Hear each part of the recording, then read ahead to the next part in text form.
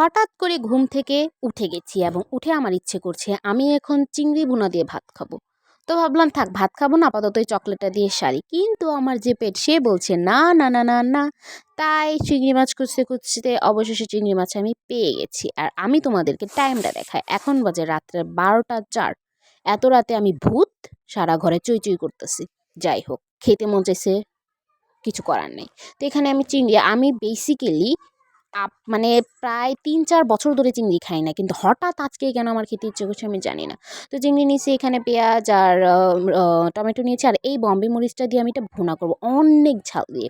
তো এই তো কষিয়ে আমি বসিয়ে দিয়েছি, চিংড়ি মাছটা জাস্ট হবে। আর এই হচ্ছে সেই বিখ্যাত কুখ্যাত চিংড়ি, যেটা আমি ৩-৪ বছরও খাই না। এখন হঠাৎ কেন জানি আমার খাইতে ইচ্ছে করছে, তাও রাত 12টায়। কিছুই করার নেই ভাই, আপ্তা বলে কথা। অ্যান্ড সরি ফর দ্যাট, আমি ফার্স্টে স্ক্রিপ্ট নিতে পারিনি। অ্যান্ড এটা হচ্ছে মাঝের স্ক্রিপ্ট যেটা আমি খাচ্ছিলাম। এই চিংড়ি মাছের ভুনাটা এত মজা হয়েছিল, মাশাআল্লাহ। আর ছোট চিংড়িটা তো আরও টেস্টি। আর এই বড় চিংড়িটা অনেক মজা ছিল, আমার ইচ্ছে করছে এখন আবার খেতে। কিন্তু আমি খাই না। না থাক, খাবো না। ওকে, তো ভিডিওটা ভালো লাগলে আমার চ্যানেলটাকে সাবস্ক্রাইব করো। তোমরা দেখো কিন্তু সাবস্ক্রাইব করো না কেন? কেন?